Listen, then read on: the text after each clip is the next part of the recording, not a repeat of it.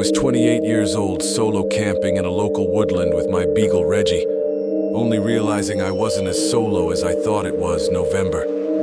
The weather was still mildly warm during the day, but at night it would get cold, so I came prepared. I brought my portable fire pit lighter fluid, a lighter, and an axe for chopping wood.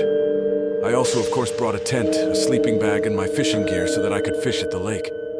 I brought enough food to last the 2 days we'd be there, but if I caught some fish, I would plan to eat it. I hiked from my truck about a mile into the forest until I was near enough to the lake. I set up my campsite in a comfortable little opening, and I brought Reggie along with me to the lake to go fishing. I caught a couple smaller fish that weren't really worth trying to cook, so I threw them back in. Reggie kept looking into the forest at something, and his tail would stop wagging as if he locked onto something. It could have been any number of little animals that he heard or saw. He's well trained not to go running off, though, so I don't keep him on a leash. After maybe an hour of fishing, we went for a hike around the lake when we were directly across the lake from our campsite. I looked over to the other side, and I saw what looked like a couple of people walking into the woods. They were so far away it was hard to tell. They really did look like people. They were right around where the campsite was. I didn't want to get robbed, so I told Reggie, come on, and we made a quick pace back around the lake. When we got back to the campsite, my tent zipper was open. Someone had gone through it, no doubt. Surprisingly, nothing appeared to be missing, though not that there was really much to steal beyond the fire pit and fishing supplies still. I knew I was right when I thought I saw people, and the fact that they had gone through my campsite gave me the creeps to be safe.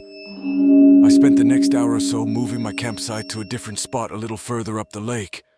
Then I started chopping some wood to get a fire going in the fire pit. Once that was going, I fed Reggie, and then heated up some chili for dinner. Then we sat by the fire and I was writing in my journal when Reggie started barking at something in the forest. It was dark now and I didn't really see anything beyond what the fire lit up. I looked out into the darkness. A little creeped out on that note, I brought Reggie inside of the tent and went to put out the fire.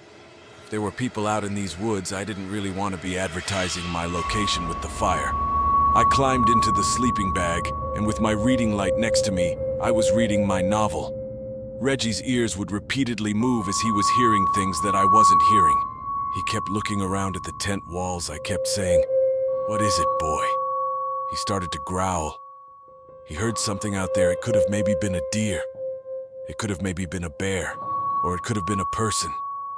I found the idea of a person being out there still in the dark to be more terrifying than a bear.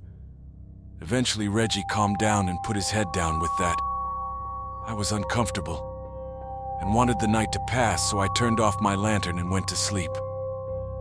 I woke up hours later to Reggie growling and howling. I told him to be quiet. I listened, and I could hear someone whistling, the kind of whistling you do to a dog to get their attention. Reggie started growling again in response to it. Someone was actually out there at my campsite in the pitch-black darkness, and I was scared shitless. The whistling turned to a clicking noise from someone's mouth. Then footsteps started getting closer to the tent until they were right outside the tent, and then they stopped. Reggie was going ballistic, howling, and I grabbed him and got him to be quiet without saying anything. Without the crackling of the fire, there was total silence apart from the wind. Reggie started growling again, looking in the direction of the zipper of the tent. Silence, until finally another whistle from right outside the tent door. Reggie went ballistic again. I tried to fake a really deep, commanding voice and yelled, "You better get out of here, I have a gun." But my voice just came out shaky and scared sounding. The footsteps walked away from the tent at a slow, heavy pace until they faded away completely. That or they simply stopped in their tracks not far from the tent, because Reggie kept growling on and off for like an hour after that. I couldn't sleep after that, but I was too terrified to leave the tent and pack up everything in the dark. My phone had no service in the middle of the forest, so it's not like I could even call a family member or friend to tell them about what's going on. And then out in the distance, there was a woman's scream that probably echoed for miles. It sounded like a woman literally screaming for her life. This was the final straw I grabbed. Reggie put on my boots, grabbed my flashlight, and ran. I ran the way I came all the way until I got to my truck.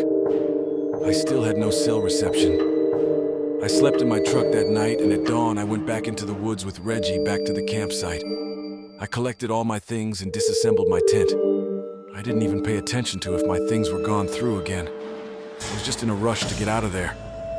Half an hour later, I had the truck loaded up, and I was out of there as soon as I had reception. I called this non-emergency police number that I found online to report a woman's scream and suspicious people around my campsite the night before. I don't know what became of any of that, and I don't know what was going on in those woods, but I never returned to go camping there.